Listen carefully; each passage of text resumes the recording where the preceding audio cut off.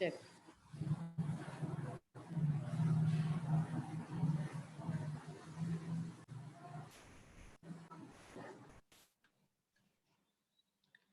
Live on YouTube bandirthu.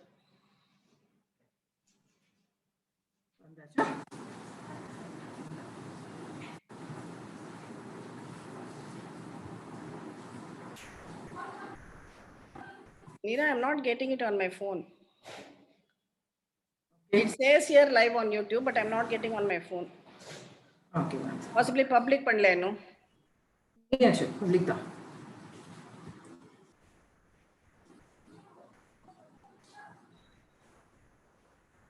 Okay.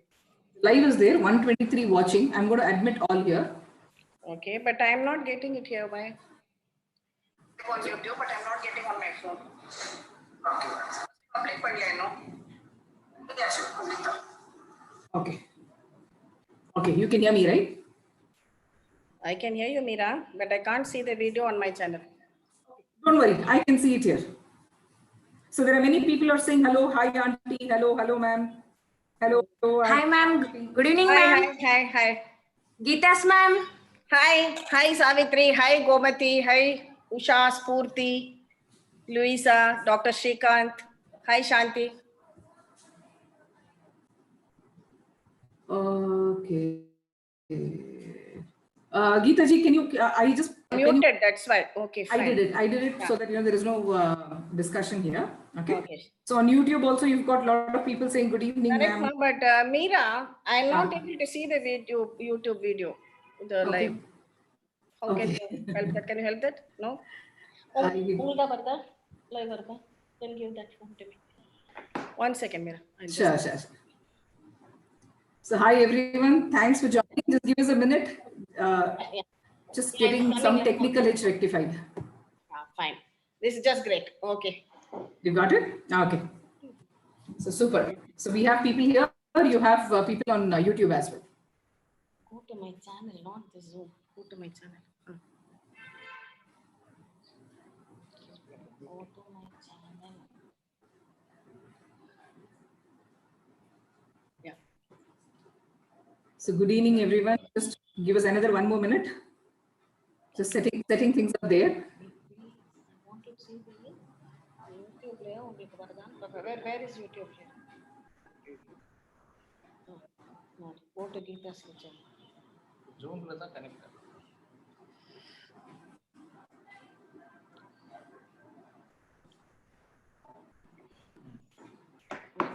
Is it coming live? No, go to videos. The live is not on here on the channel. Only Zoom is on. So Gita ji, we have quite a lot of people on YouTube and on Zoom watching live now. They're all. 1 second, Meera. Are we live? Are we on? Yes, we are on. We are on both on YouTube and this. In YouTube. Okay, because my YouTube, I'm not able to see the live chats on my YouTube. Okay. No worries. I will help. Anyway, we can continue. I still have their questions with me, so that shouldn't be a problem. Correct. And I will read out the comments in case there's some question. I'll read out the question. And have you remembered to record it also? Thank you. I'm doing it. Done. Okay. Yeah. Yeah. Yes. Okay. Hello, everybody. So nice to see such an overwhelming response. I wish I could say hi to each one of you. Hi, Spurti. Hi, Usha. Hi, Shri Kripa. And we'd like to welcome Meera Ramakrishnan from Zishta. She is here to answer all our questions about traditional cookware. And so we'll take them up one by one. Many of you have asked a number of questions. So I've tried to club them together because many of them are FAQs. So here we are going to, somebody says that there is no sound. Louisa Gomes says there's no sound. Would you like to check that? Yeah. Can if somebody can hear, can you just say yes, no, here? Can you guys hear us? Sound is absolutely clear. You can hear? Okay, that's so. Shall we continue? Yeah. Let's do that. So here, is anybody following on YouTube as well, or are you all only on Zoom? No, there are a couple of people following on YouTube as well, parallelly. Okay, that's good. Okay. So then I think, Meera, you just give us an overview about what is traditional cookware, what are the benefits. and then we'll go about each one separately. Sure, let's do that. Okay. So first of all, thanks Gita for inviting us for this conversation. Okay, really happy that we could join in here. And looking at this overwhelming response, actually, thanks to everybody who are watching us on Zoom, watching us on YouTube. It really shows that there is a huge interest in this particular area. Just a bit of logistics before we start. Please ensure that all your video on mute, audio on mute. Please ensure you're not on video. You might be consuming bandwidth and we might have difficulty and there might be buffering. Okay. So please ensure you do not unmute. Any questions you have, there is a chat option at the end. Kindly ask in the chat option, do not unmute because it might become a lot of clutter in the conversation. Okay. So just that's part of the logistics. Thank you so much. If possible, go remove yourself from the video because then we can avoid any possible buffering. Okay. Thank you so much again. So first of all, let's understand. I'll just give a brief overview in terms of traditional cookware itself. Most of us moved away from traditional cookware. I think it's only the last 30 to 40 years is when this movement happened. Moved into multiple others because of convenience. There was a logic to it. There was a reason to it. It's more convenient. It's more easy to handle. It's more lighter. So there are various reasons why we moved away from it. So before we take up specific questions, some points which is important for us to remember in traditional cookware is, if I can tempt you all with these points. Number one is traditional cookware in any form, be it your soapstone, clay, brass, bronze, take any of the traditional one. They retain 93 to 98% of whatever nutrients of whatever you cook in them. So that's an important one for us to know, that your nutrients predominantly are retained and are not lost in these traditional cooking methods, cookware as well. Okay. Second important point, this is an overall overview. Of course, we'll go into specific cookware. The second one is that they impart specific minerals to us. For example, iron. When you look at iron, it imparts iron. When you look at bronze or brass, it has got copper. You've got tin. You've got calcium, magnesium. You've got multiple minerals that is imparted to you in the process of cooking itself. So that's a second important point to remember, which is both is from a health perspective. Okay. The third one is, I would like to say that traditional cookware, there's a myth that it takes a longer time to cook, and so it's going to take a lot of time. Any of these traditional cookware will take shorter time to cook, at least 10 to 15% shorter time to cook. It might take 40-50 seconds, 1 more minute to heat up, but it cooks evenly, so it's shorter to cook. And most important thing is it adds an additional taste and a wonderful aroma to whatever is cooked in the vessel. So it's not only because we have to be boring and healthy, but it also adds a taste which is very important, and many of us enjoy a good tasty food. And a couple of more points is, over a period of usage, traditional cookware consumes lesser and lesser oil. So that's an important thing to remember. Over a period of time, it consumes less. It really becomes something like non-stick, right, Meera? Overall, you have used it. So overall, over a period of time, it's as good as non-stick. Consumption becomes very reduced, right? Right. Yes. Your oil consumption reduces drastically. Yes. Okay. Now, so moving on, let's start with this one, which is everyone's favorite. Can you all see it? And my favorite too, this clay kadai. I have shown you quite a few recipes using this. I think I made an aval upma and some more recipes too. So some of the questions I have here from your YouTube comments, which you have given me yesterday, Ashutosh Sahu wants to know how to take care of clay kadai. And how much time can we use it? I think he means how long can we use the clay kadai before we get a new one? Okay. So good old days, clay used to be used in kitchens on a daily basis. So when you use it on a daily basis, there was a tradition that the clay vessel is usually broken during Bogi, a day before Shankranti, and a new vessel is bought. That is a traditional way of looking at it. But usually a clay cookware can last anywhere from 1.5 to 2.5 years. And what do I mean by it will last for 1.5 to 2.5 years? What actually happens if it doesn't break? Assume that the cookware doesn't break. It is still functional. For example, this is my clay kadai that I have been using for almost 2 years now. what happens is the porous nature of the clay goes away, the property of the clay goes away. So it does not render any extra benefit that clay is supposed to render. In terms of taste, in terms of even cooking, all the properties of clay goes away. So you will see the distinct change in taste. So that's the main thing when a clay is changed. And then if there is of course a hairline crack, then it will start leaking oil and you will know that you have to change. That's more like a damage. But from a life perspective, it's anywhere between 1.5 to 2 years. So that is from a life question. You said the other question was how to maintain a clay, right? How to take care of a clay kadai. How to take care of a clay. Okay. So clay ideally, so in terms of maintenance, let's talk about washing a clay vessel. So clay is porous in nature. It is always recommended to use non-chemical washing liquid, soaps, powders, whatever. This is because clay is porous in nature. There is a chance of these seeping into the pores. So good old days, they used to wash with salt, basin powder. These are all something which is available at our home. We can use it. Extremely. Can we use a soft sponge for it? Yes, you can use a soft sponge. You can use the green side of the scrubber. Never use a steel scrubber because it can crack. There is a chance of it.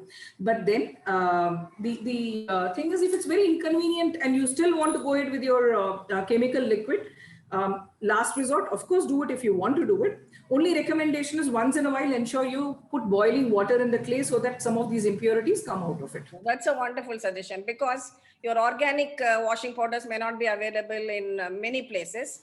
Correct. So even if we use some other liquid soap to wash it, we can again boil water in it and then it becomes totally clean. Correct. Or best option, use basin or salt, right? Basin or salt, correct. Correct. Then Arya Vandana also asked about the same maintenance of mud vessels. I think we have answered that.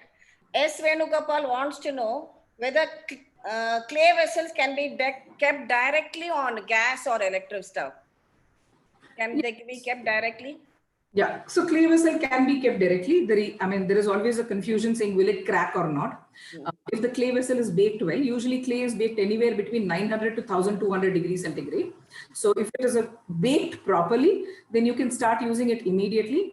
Just before you start using it, what you can use is rice washed starch water. So for example, I've taken this here. There is rice and water. Instead of throwing the water away, just ensure that you put that water into a bucket and then say, for example, if this is your clay, immerse this in that water before the first usage for around 8 hours. That's more than enough because why do we do it? We do it because there is a smell of clay and you need to remove the smell of clay. Many of us would enjoy the smell. Overnight is enough. That means I take this rice water and overnight is clay pot totally in it. Overnight, that will do. Absolutely. Overnight, or you soak it in the morning and remove it in the evening. So, Suchi Arlurkar, I think that answers your question of how to use it for the first time. On the chat, she has asked this question. So we immerse it in rice water and keep it overnight and then it's ready for use. Right. And it does not crack. As I said, if it's baked properly and there is no hairline crack, which we can't see, then it ideally should not crack on gas stove. It works on any of the stuffs. It does not work on induction. Many people have this question, what works on induction? What doesn't? Clay does not work on induction. Meera, you were telling me that how do I select a good clay pot? Let's say I go to a shop, but I don't know which is a good clay pot and which is not. Can you tell me that, please? Sure. So there are a couple of points which which you can look for. Okay, one is take the clay and the bottom of the clay, hit it with your knuckle. Okay, when you hit it with your knuckle, basically here, hit it with your knuckle. What you would see is you would hear a metallic sound. Okay, if you hear a metallic sound, and here if you see, this is a thud sound. Once again, I'm just going to stop talking. This is basically a thud sound, which means that the life of the clay is over. Okay, so you look for the metallic sound. You should look for the metallic sound and do not look for the thud sound. That's one thing you have to look at it. Don't tap on the sides because you will always hear a metallic sound. Tap at the bottom. That is one. Second is ask for glazed and unglazed clay. What is important is the clay should be unglazed and not glazed. Why do we say that? There are two reasons to do that. And how do you identify? Usually the clay is very glossy and shiny and all that. That's one way of visually. And then you can always ask. But when you glaze a clay, it closes the pores. when it closes the pores, the property of the clay anyway goes away. So there is no point in using. Simply put, don't go for the shiny ones. Go for the dull ones. Ideally, but do ask. I mean, it's always worth to ask if it's glazed or unglazed. Now, Nalini Rao Giridhar wants to know where to get clay kadai, which is not susceptible to breakage if used on a gas stove. Which is what I said. See, any clay which is baked well at 900 to 1200 degrees centigrade will not crack on a gas stove.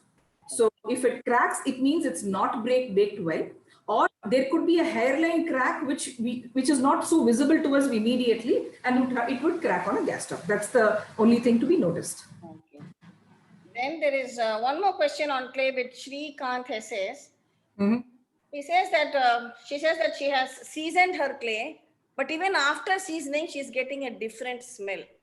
I'm trying to understand that question really. She gets a different smell even after seasoning. So maybe this is the right way to season it. She could try out this right way of seasoning with the rice water and immersing it in overnight, right? Yeah, overnight 6 to 8 hours is more than enough. And any other seasoning with oil or anything do you require?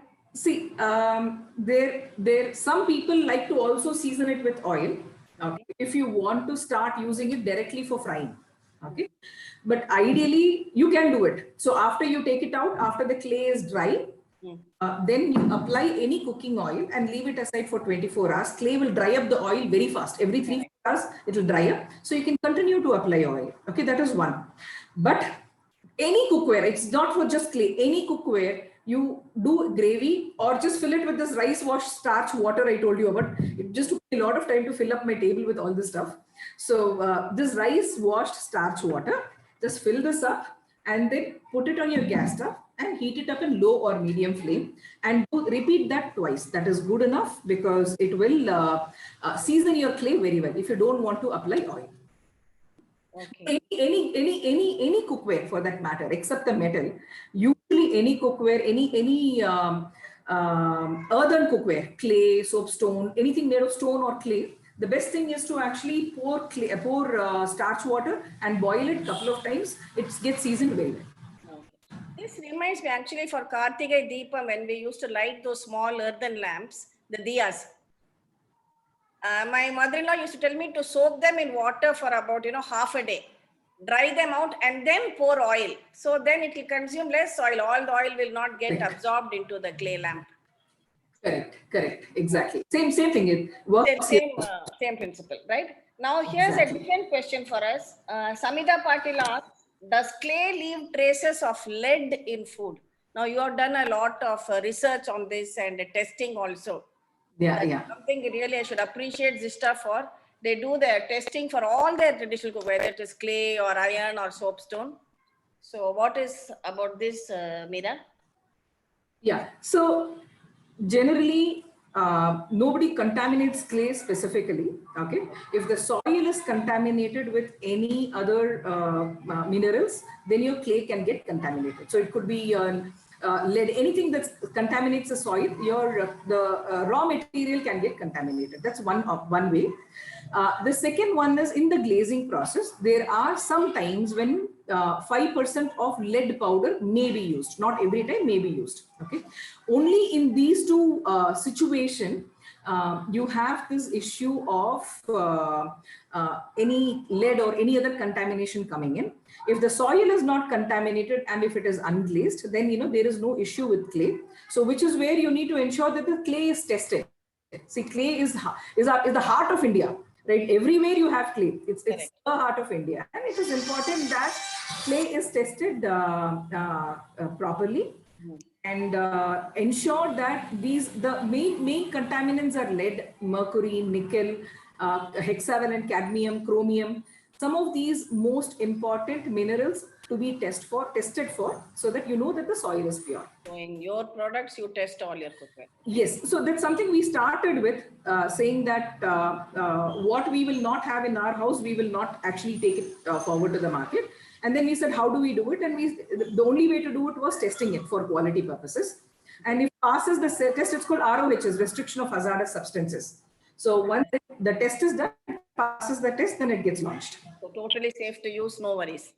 Yeah, because that's what I said. I will use it. I'll give it to my parents. I'll give it to my relatives. So please, people very close to me, I give these products, right? So it's very important that we consider the safety. Now there is a question which me as a vegetarian, I don't know how to answer this, from Miss M. Follows. Fish. She says, can we say use the same clay pot to cook fish curry and vegetables too, or do I need to use different pots?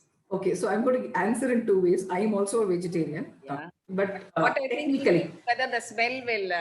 Technically, the smell will be there. Clay will retain the smell of anything you cook in it. Okay. So if your family does not mind the vegetarian vegetables having a slight flavor of fish, then go ahead. If you mind it, then don't do it. That's the scientific way of looking at it. Okay. So anything more about clay, Meera? Can we go on to the next one? Yeah, we can. So one of the things people want to always ask is why should we cook in clay? Just want to let everyone know that clay neutralizes acidity.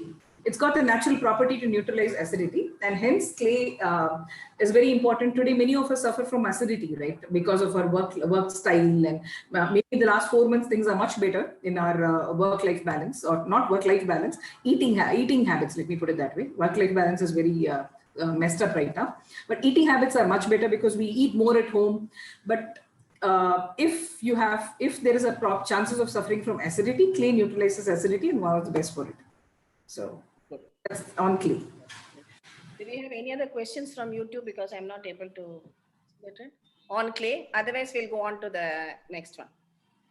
Okay. There's a question here. Can we use the clay pot in microwave? That's from Chitra Subbu. Yes. Clay can be used on microwave.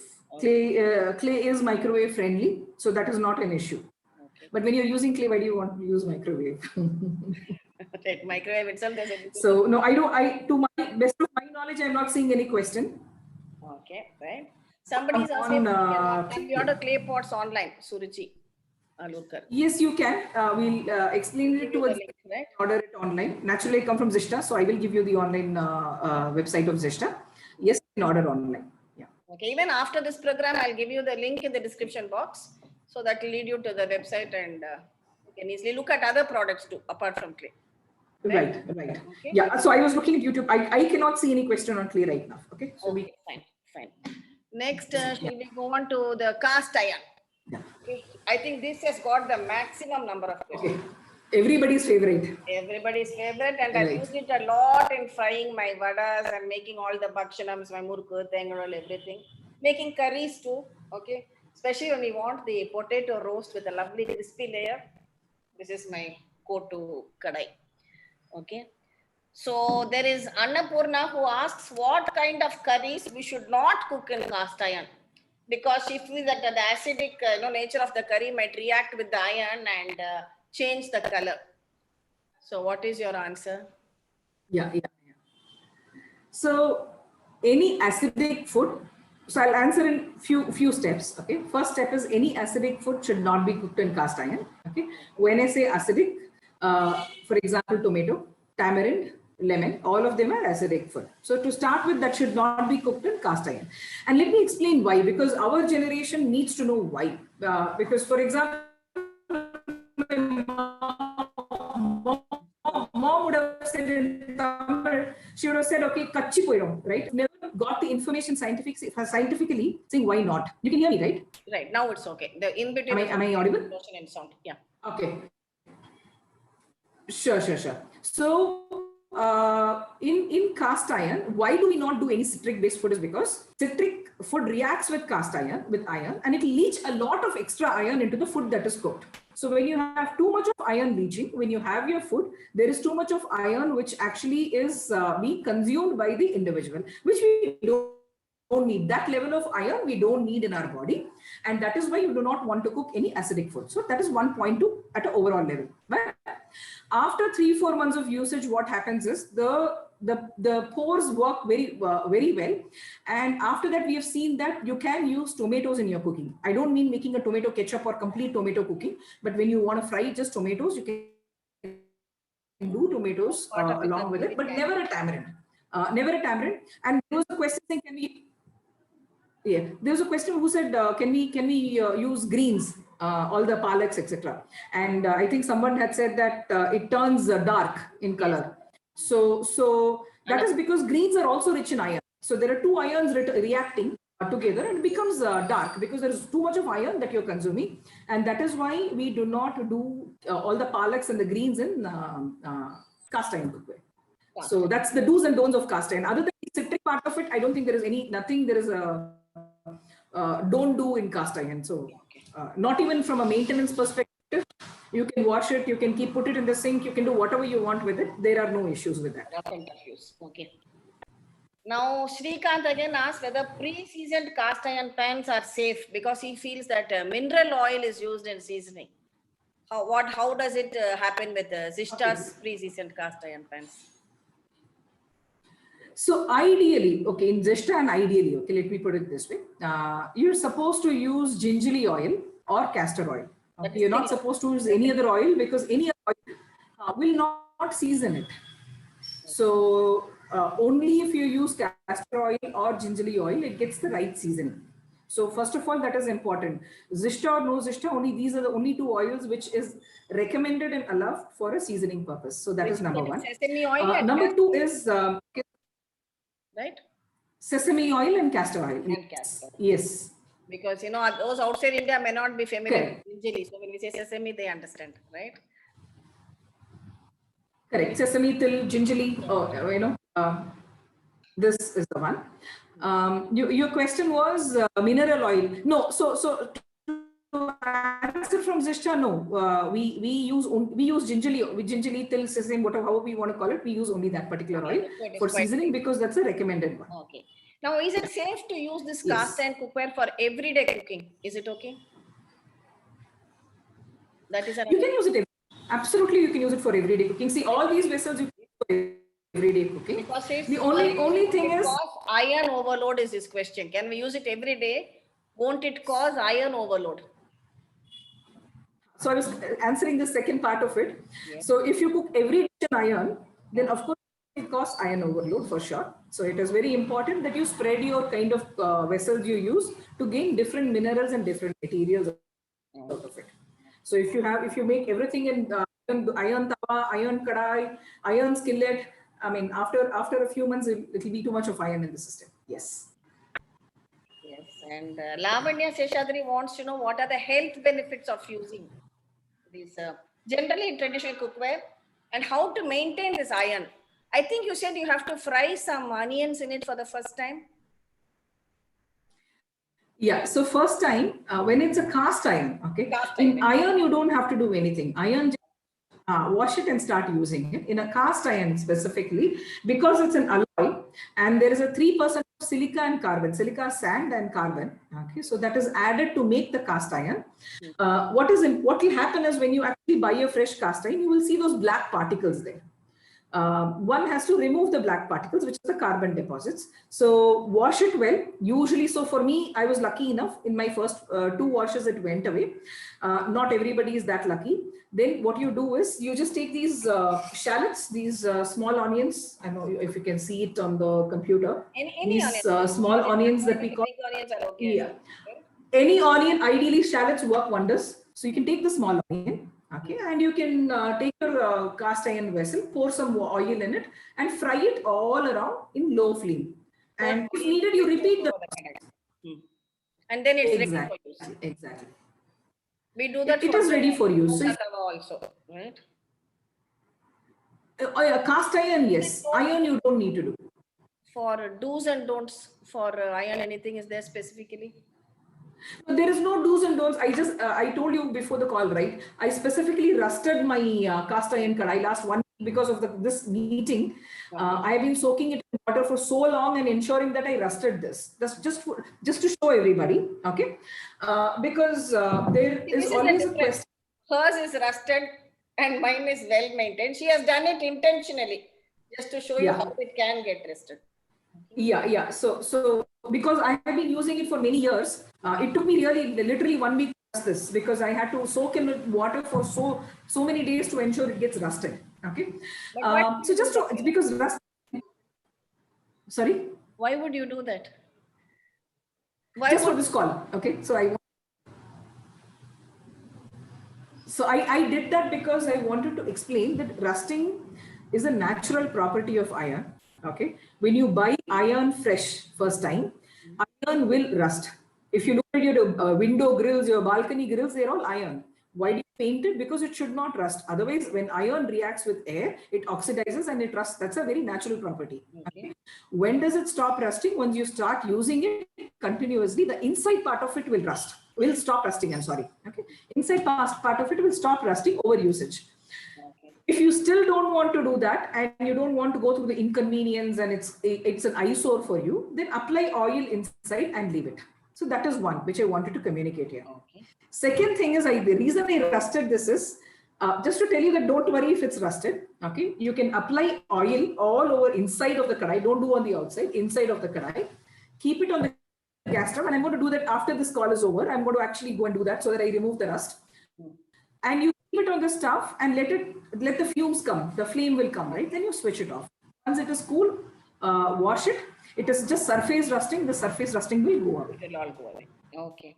Exactly, because rusting has always been a very important question. Everybody comes back to it. So that's something we want to ensure that, you know. Now you have told us how it can be taken care of. There's no problem. Correct. Yes. There's one more question on this, Meera. Priyanka Patel wants to know how to season cast iron at home. So the same thing, chop a few onions, add some oil and swirl it around for about 5 minutes and it's ready to use. We throw away that and next time we can use, right? Yes, and if you feel that you still have some of the black particles, just repeat the process. Okay. See, that's why I said sometimes you're lucky, sometimes you're unlucky that you have to do it the second time, which is okay. I mean, this is part of the process of the journey. It's just one additional effort of frying one onion once more. So even Pradnya has the same question, seasoning and maintenance of cast iron. Nivedita asks how to remove rust, and you have already answered that in such a lovely way. And this is a question not related to our cookware. She asks, is non-stick and aluminium safe? So you can actually, you know, rather than asking me, there is enough and more documentation that it is not safe. Okay, there is, I mean, I'm not talking about the articles that come on top. You have research documents which talk about it. So they are not safe and they have enough chemical leaching that happens. Aluminium today, the research organizations are proving that it causes dementia. So there are work that is being done on it. And we have such wonderful traditional cookware as an alternate option. Yeah. And you know, Teflon coated, for example. Anyway, you have to keep changing it. You have to change it once in a couple of in my opinion, as long as it doesn't have any scratch or something which is PFOA free, then possibly you can use. And once it, even a slight scratch, it's time to change. Right. Okay, now let's go on to this another favorite, Soapstone. This is familiar with South Indians who have seen this, especially from Tamil Nadu. But many North Indians were seeing this for the first time on my channel when I made some Vata Korambu or Mola Korambu on this Soapstone cookware. Okay, so Jyoti wants to know about the maintenance and cooking of the Soapstone. Okay, just 1 minute before that. Okay, in YouTube there are some questions saying, can we use cast iron pot to prepare sambar with tamarind? Okay, so no, tamarind is a no. So anything you're using tamarind and cast iron, please do not do it. I have already explained that. Acidic things, yes. Excess leaching, the food turns bitter, slightly bitter. You will not enjoy the taste of it. Okay. So somebody has said that if we cook tomato on iron kadai, it turns slightly black in color. Is it okay? So see, if your iron kadai is used for a few months, then it will stop turning black in color. Okay. Initially avoid it. That's the only thing. Okay, I can see what is the difference between, sorry, just one more there. What is the difference between cast iron and iron? Okay, iron is just a metal. So it's a proper metal. You just take the metal, it's beaten into any shape that you want to and it is used. Cast iron is an alloy of ferrous, silica, sand and carbon. Okay, so that is the difference. Cast iron gives you excess, little more iron than a normal iron. Okay, so and it can be molded. That's why they use cast iron, Meera. Is that right? Yes, the shapes come out. The heaviness comes out very well. You want to make it multiple shapes and you want to actually keep it heavy. Cast iron works wonders. Okay. One question which I would really like to address, Meera, is from Vishwanath and Suresh, also from YouTube. I'm taking the question from the live chat. He says, lots of my European colleagues ask me to get utensils from Madras whenever I visit home. Any online purchases possible from, say, France? Yeah, so from a Zishta perspective, yes, we ship internationally across the globe, anywhere, and any product, be it clay or cast iron or doesn't matter, any of the products, we ship it across the globe. Okay, where can I get square-shaped cast iron tawa for dosa? There are multiple shops. We don't have square shape iron tawa. It's an iron. It's not cast iron. It's difficult to make a square that kind of a which is used in hotels in cast iron. It's iron, and from our end we don't have it. This is another question because some people ask, can the same tawa be used for both roti and dosa? Definitely, I don't recommend. I have a separate tawa for roti and a separate one for making dosas. Yeah. That is the practice from my mother's times. Yeah, the reason is simple. So you can use that same tawa if you want to. The reason is very simple. When you make a roti, when you make chapati especially, the next time dosa will get stuck. Okay. So then you have to go through this process of taking that small onion, rubbing it, or taking salt, rubbing it all around the tawa, ensuring that the tawa dosa does not get stuck. If you want to avoid that kind of a complication, then better to have two separate tawas. That's the only reason why you have two separate tawas. So thank you, viewers. I'm really getting a lot of response. Sorry, I'm not able to take each person's name individually. I'm just taking the questions as they come. Okay. Now, can we do tempering in kalchatti directly? This is what somebody wants to know. This is the kalchatti soapstone cookware. Can we do tempering? That is, can I keep this on the gas and start with tempering? Tempering means tadka, for those who don't understand. Okay, so yours is a little grayish. I wanted to show this. This is how it actually looks like when it is mined out from or it's taken out from the mines. It's so that is white actually in color. soapstone, right? It's a stone, natural stone. It's a rock. It's a natural stone, and it is white in color.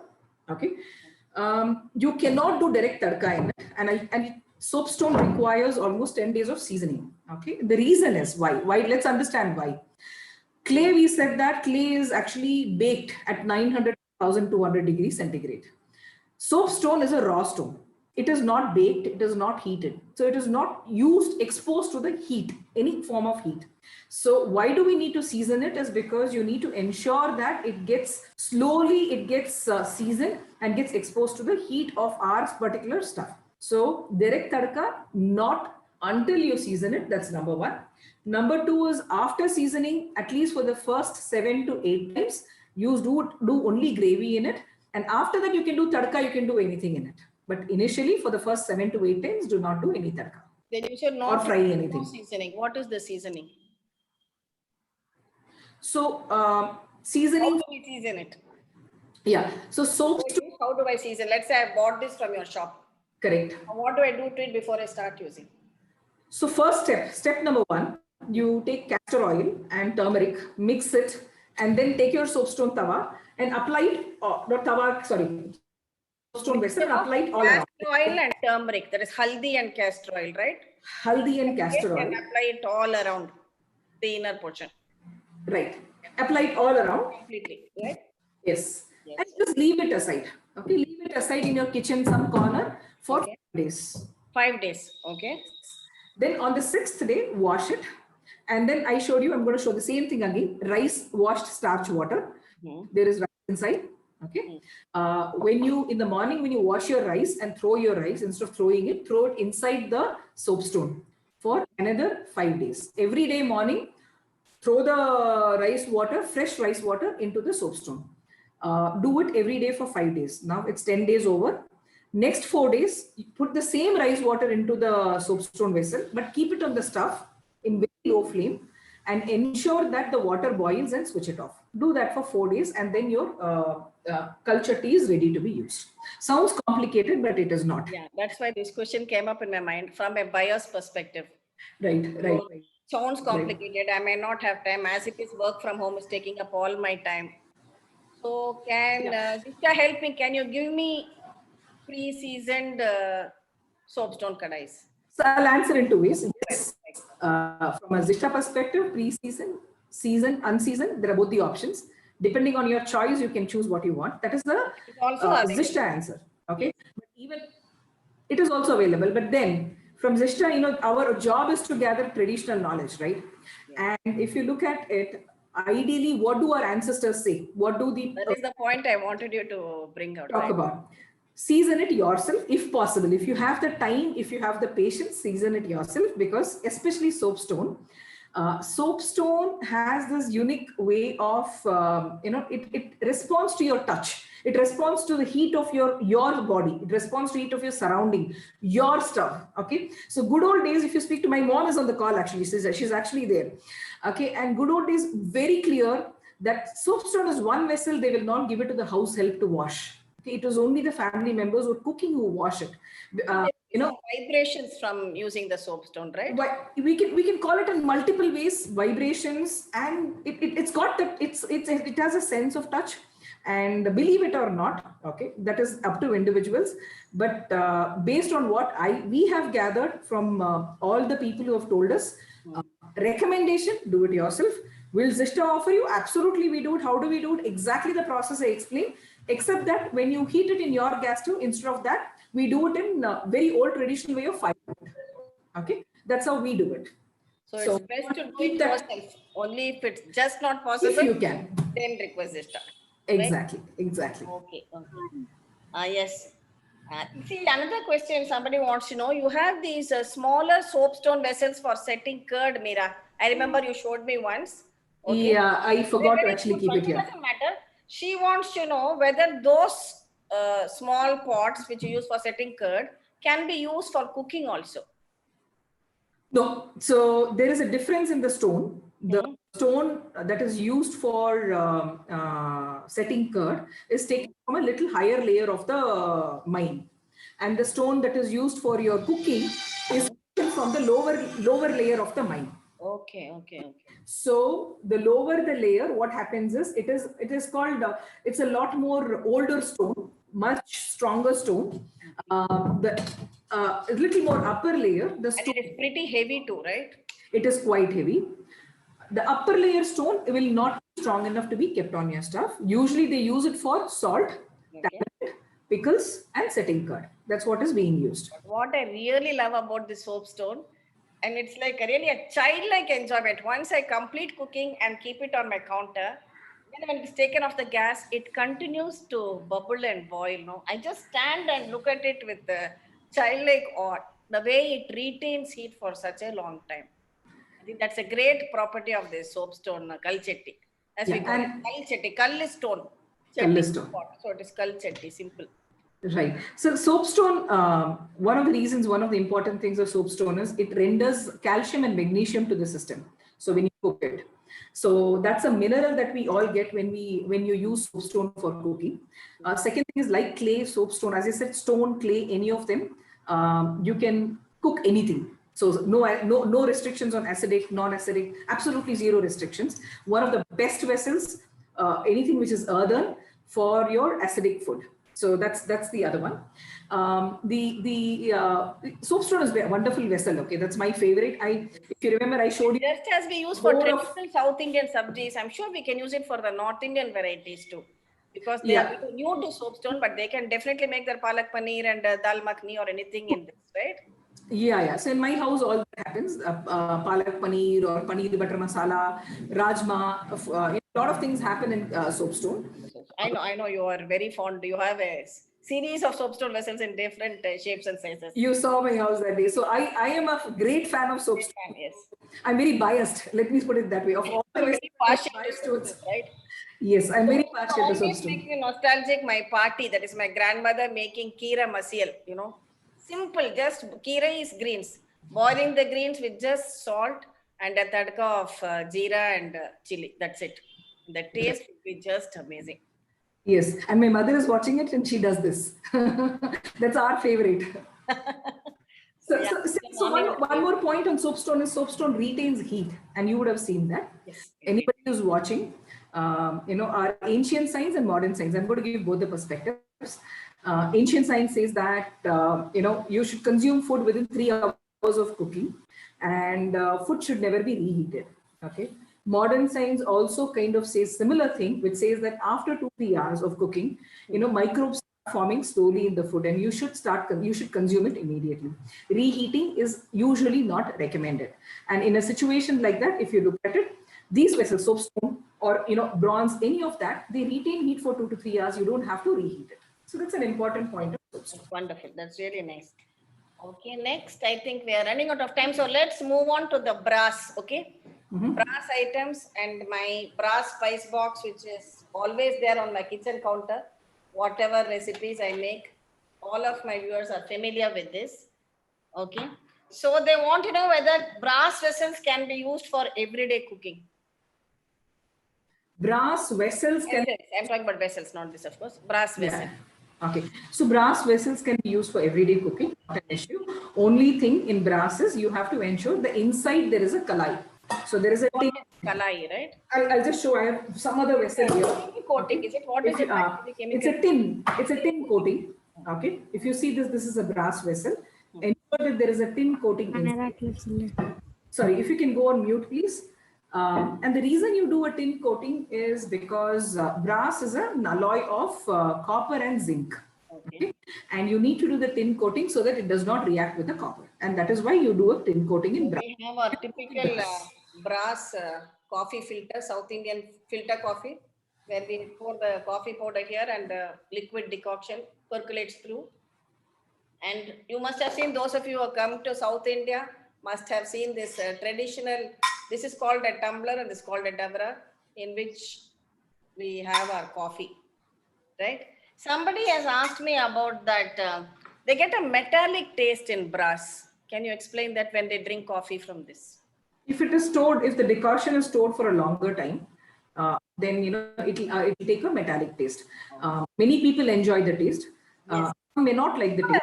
It's a different taste. The coffee tastes different. I'm really not able to zoom in on the right word over there, but just it's different from the coffee decoction made in a steel filter. I remember attending weddings in my younger days when they used to have huge brass filters with a tap at the lower end, and the decoction used to be made in that. I've shown that in one of my videos too. Okay. Now, somebody wants to know, should we do kalai to brass vessels? Yes, you touched on it. So if you are cooking in a brass vessel, please ensure there is a kalai. If you are not cooking in a brass vessel, for example, to store water, etc., you don't need a kalai. Okay. I just showed you a storage box. Okay, it's to store any of your groceries, your dals, anything. The kalai is done because by mistake, if you store salt, store dhania powder, okay, they are all acidic in nature.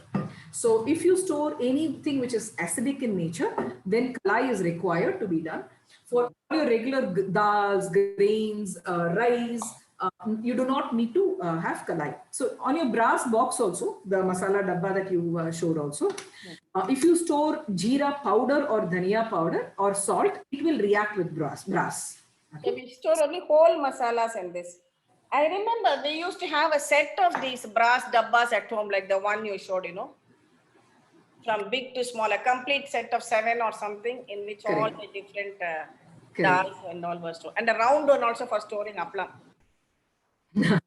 Okay, that I remember now, correct. Okay. Then Sanita wants to know whether brass is better than steel. Whether brass is better than steel in terms of what, I don't know.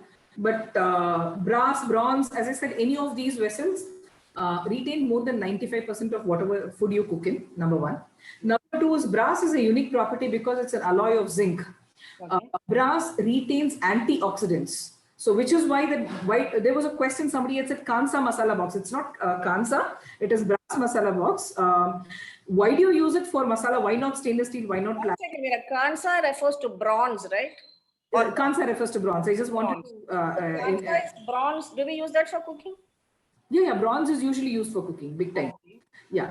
On the brass masala box, why do we use it? Because all our masalas are very rich in antioxidants, right?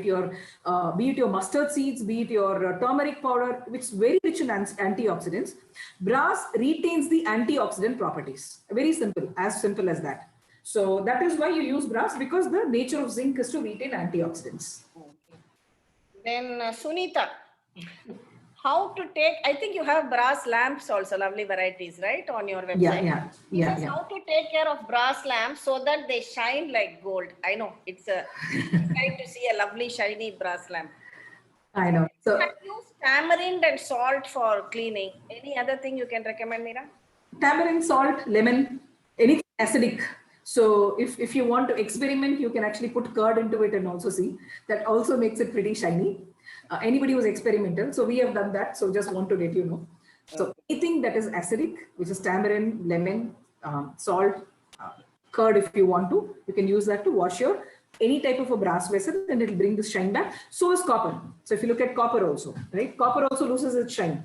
So this is a copper lota, for example. So if you put that tamarind and salt common for both brass and copper. Brass and copper, the same. The lemon and salt. maintenance is very similar. And of course, maybe you can give it a polish with brass also. Correct. See, if for lamps, yes, but for cooking vessels, no. Not for cooking, definitely. I'm only talking about the lamps. Lamps, yes. You can, or decoration pieces, whatever. Absolutely, yes. Absolutely, yes. Pallavi Payaha wants to know how safe is it to use brass? So as I said, brass is a very good metal. Only thing is ensure the safety depends on have you done a kalai inside it or not. Okay. If not given the tin inside it, correct. If you're not tin coating, for cooking and not for storing. Correct? Yes, yes. For cooking, you need to ensure there is a tin coating. Even if you're putting cooked food in it, storing cooked food in it, ensure that there is a tin coating, because otherwise what will happen is there is a chance of a bitter taste coming into it or slight food poisoning coming into it. So, Meera, I think you have that huge tambalam with EM pushing tambalam. Yeah. I'll show you. Okay. So this is what we good old days use as right for making chapati. Yes. So if you look at it, this is brass, but because I'm making chapati in it, it is coated with tin inside it. It's lined with tin inside this. Okay. So this is the tin lining we are talking about. Correct. Okay. Then next is some questions on copper too. I think you have copper vessels too, right? Some copper tumblers or bottles you have? Yeah. So I have this with me at home, which is the best thing. Okay. For water, for storing water? Right. We do have copper jugs. Lakshmi Kalpati wants to know, can we use copper tumblers to drink water? So, so any copper you can use. I mean, copper jug, copper bottle, copper, this one, anything. But two things you need to take care in copper. Number one is ensure any hot water. You can hear me, right? What did you say? Yeah, I can hear you. Yeah. So number one, do not pour hot water in copper. Oh, okay.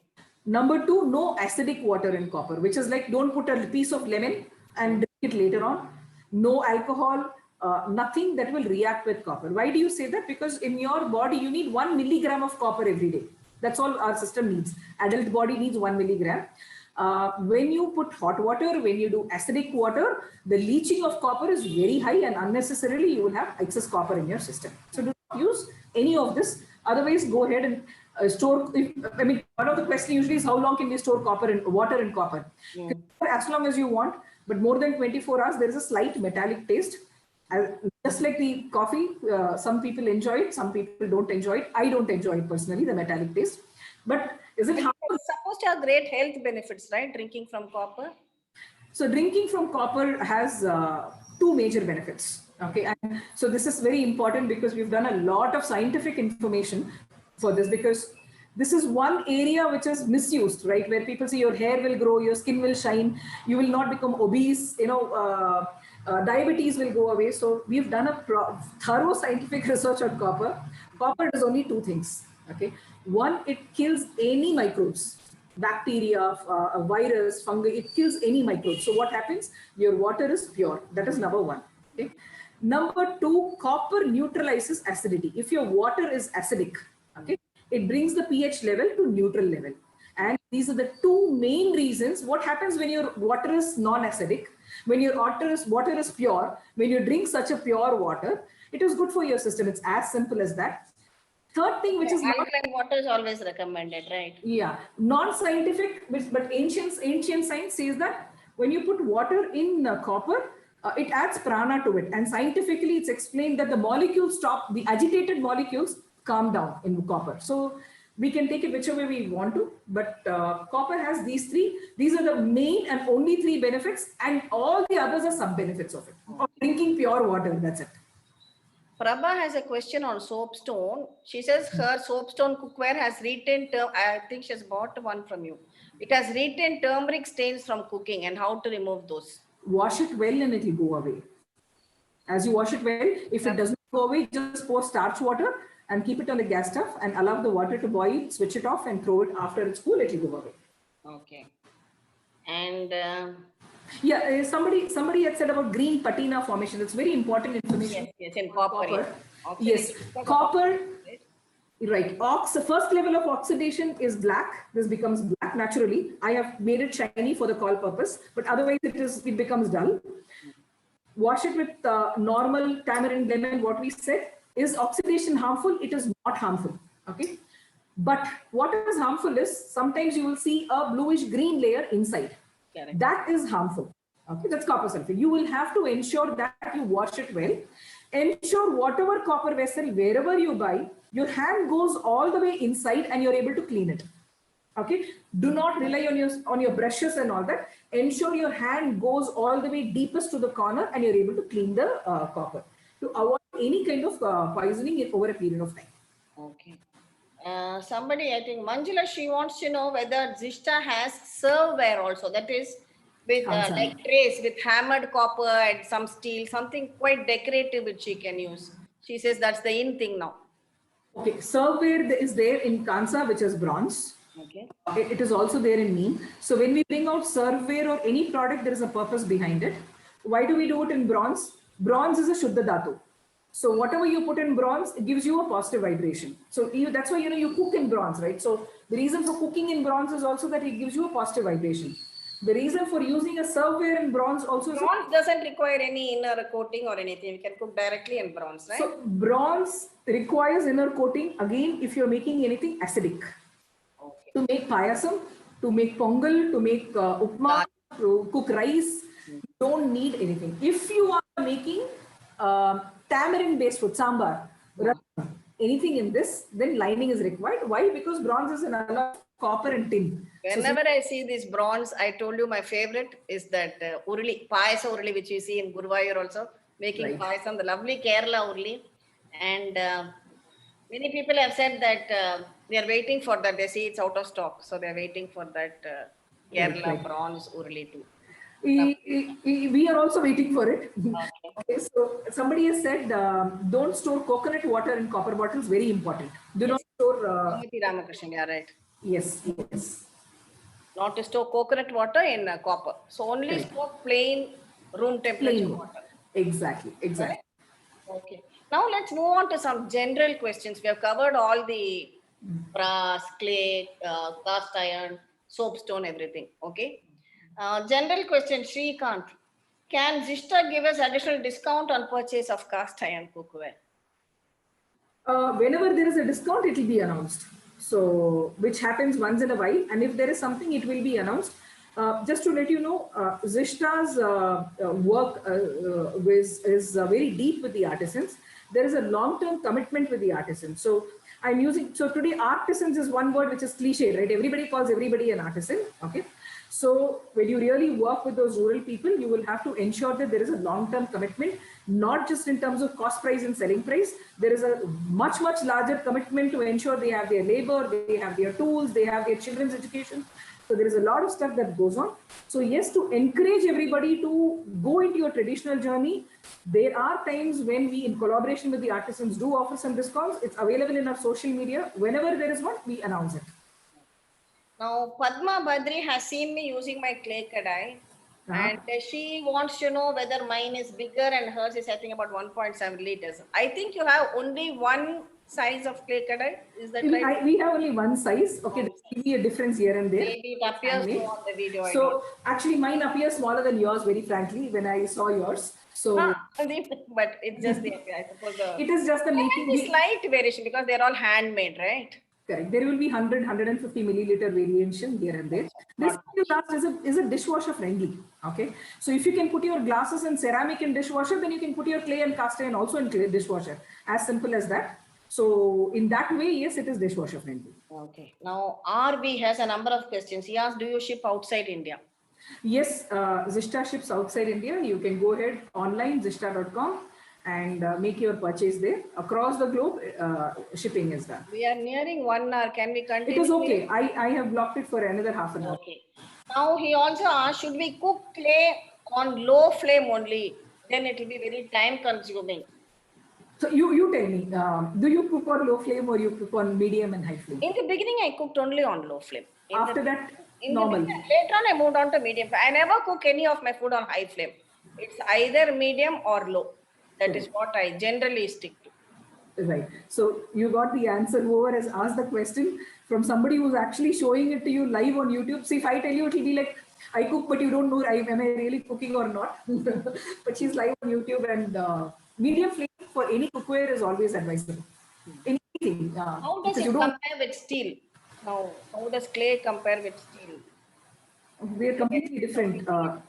So steel, the properties of clay you will not get in steel. Clay, as I said, is porous. It's rich in iron.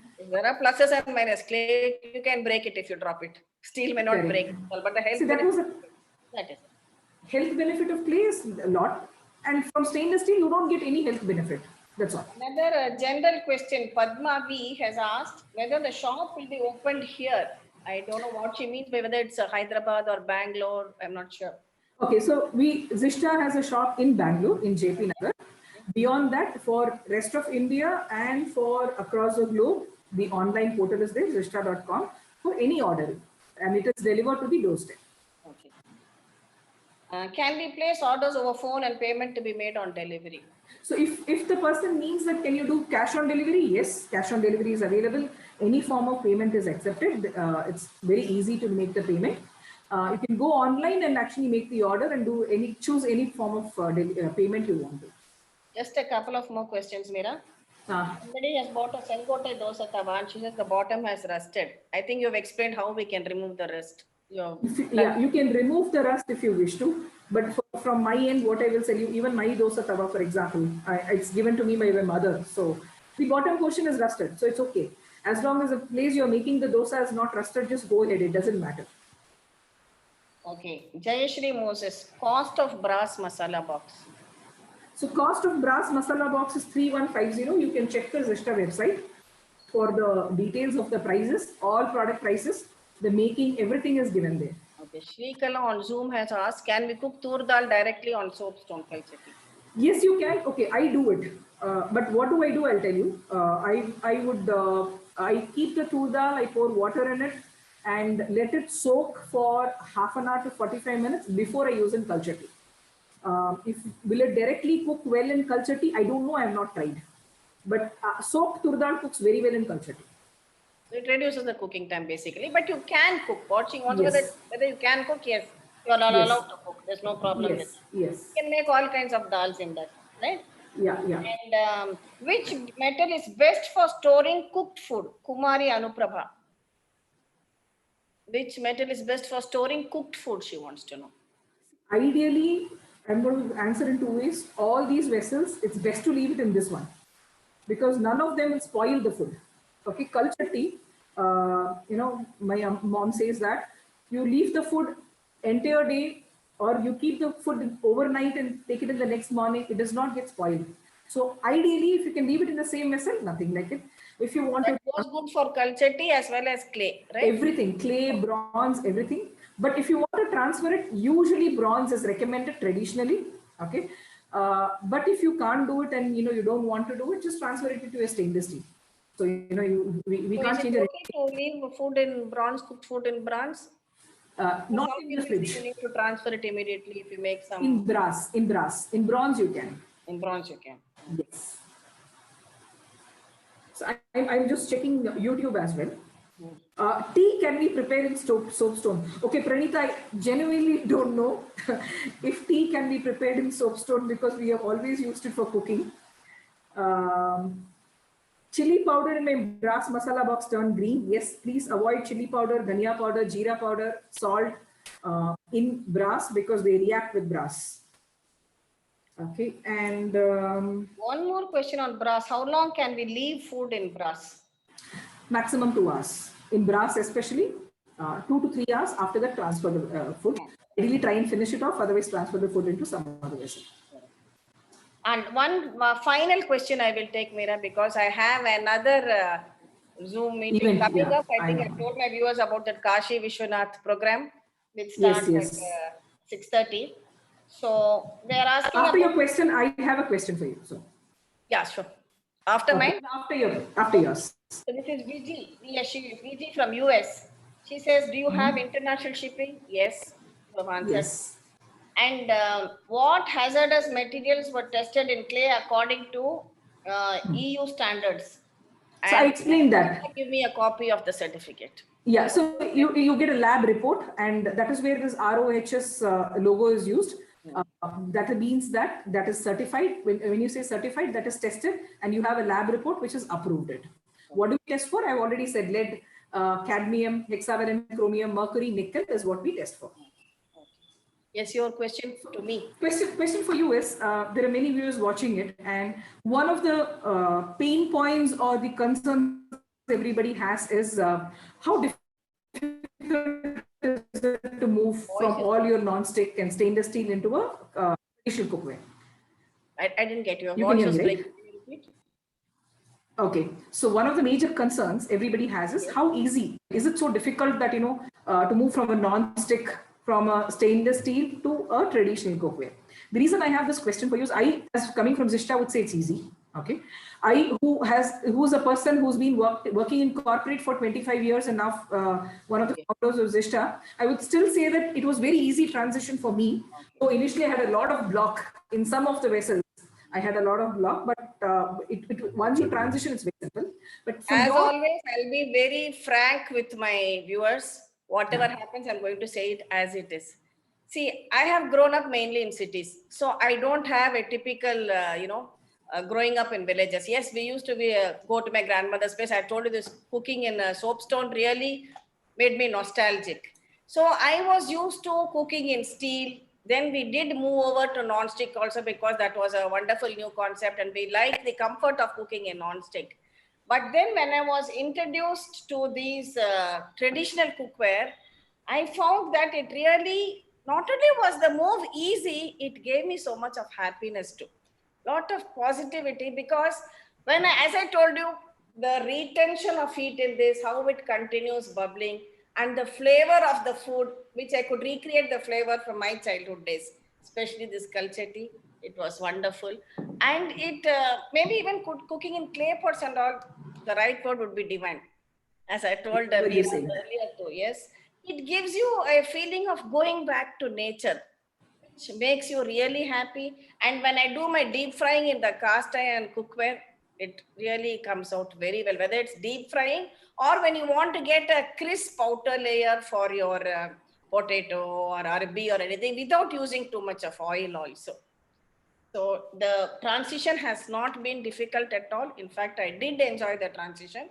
Yes, we have to take care. We cannot just use it roughly as we would use steel. If you want to give me a con on that, then I cannot just, like use it as I would use a steel tumbler. We have to take care, and these serve you for generations. That is what I want to say. This soapstone cookware and the cast iron cookware, even hand me down from my mother and to my grandchildren also, it continues for generations. There's no problem about that. Possibly the clay has to be replaced or might break, but both soapstone and cast iron last you for a very, very long time. Exactly. So the reason I asked this question is there are many of us who want to transition, but there is this concern. So from somebody who's at this point of a time in life, you made the transition. I wanted to. I'll try. That is why I keep showing you recipes made in this so that you understand how to use it and how it cooks. So any other more newer vessels which they bring out also, we can show it on our channel so that you understand actually how we use it. And Meera has told you how we have to season it, how to maintain it, how to clean it. I think this has been a very, very informative session, Meera. Thank you so much. And we could take up many questions. I'm sure people will have more questions too. So No, can we wrap it up now? Yeah, if people have questions, one we can respond to them offline after this. And two, there's so much that if you want to do another session later on, we can of course do it depending on, if there are too many questions coming up, which is common and everybody can benefit, we can do another session on this So also. this video will be available on our channel also. And I will give you the link in the description box. So if any of you are interested in looking at their website, looking at their products, just click on that link. It will take you directly to their website. You can have a look at all their products which are available online for you. So Gita ji, thanks for actually taking this initiative to because you have always been saying that there are a lot of your audience have many questions and you wanted an explanation which is. I said, so one video on one cookware would not serve the purpose. So I said, let us do a video of all the cookware and try to combine as many questions as possible. Wonderful. So I hope we have been able to answer most of your questions. If you have more, you can always put it up in the comment section and Meera will definitely come forward with her answers. Would love to, because we've been doing this for 4 years. We started to document traditions. That was the initial intention, that we didn't want it to go away and document it for everybody's benefit. So most welcome in your, we'll come and respond to you. And thank you so much for this overwhelming response. It's awesome to see everybody, the kind of audience that came in here and YouTube. It's really. Thank you for spending your time with us Saturday evening. Wonderful. Hope to see you all again. Have a nice day. Thank you. Bye-bye. Thanks a lot. Bye then. Thank you, Meera. Thank you. Bye. Thank you. Bye. Thank you. Thank you so much. Thank you so much. Thank you, Chitra. Thank you. Who else is here? Thank you. I joined in late. I could not attend the session properly, but I would love to know more about it. How do I go about? Who is this from where? So this will be put up on YouTube. Okay. That's kitchen. So whatever you've missed, you can see it there. And beyond that, any other questions, you can always put in your comments there. And between me and Gita ji, one of us will respond to you for sure. Okay. I have subscribed Gita ma'am's channel. I'm a regular viewer of her channel I'm a North Indian, so I like South Indian food and I love to make her dishes. So I have tried out a lot of dishes, what she has taught us on the YouTube. So my namaskara to you. Yes. Rashmi, right? Yes. Oh, hi Rashmi. Lovely Hello. to hear your voice here. Okay. I'll definitely try to show you more dishes too. And as I told you, I'll give you a link in the description box. You can go and aram se look at all their cookware on their website. They have lovely brass lamps and decor items, many things. Okay. And Thank you. Okay. Yes. Thanks a lot, Rashmi. Thank you. Thank you, Meera ji, and thank you, Gita. Thank you so much. Thank you. Thank you all of you for joining us. It was a real pleasure to have you on this chat. Thank you. I'm ending the meeting. Thank you again. Okay, bye.